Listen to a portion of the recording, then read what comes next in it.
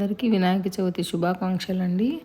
మనమైతే మన ఇంట్లో ఈరోజు పొద్దున్నే పూజ కూడా అయిపోయిందండి. 9 అంతా ప్రసాదాలు చేసేసి పెట్టేసుకున్నాము. బుక్స్ పెట్టేసుకొని గణపతిని పసుపుతో చేసుకొని పెట్టేశామండి సింపుల్గా.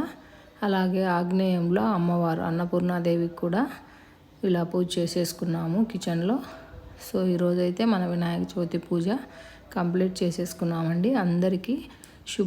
అందరికీ మంచి జరగాలని కోరుకుంటూ, అలాగే పిల్లలు కూడా బాగా చదువుకొని వృద్ధిలోకి రావాలని కోరుకుంటూ మనస్ఫూర్తిగా పారూస్ ఫ్యాషన్ అండి. థ్యాంక్స్ ఫర్ వాచింగ్ అండి. మరొకసారి వినాయక చవితి శుభాకాంక్షలు.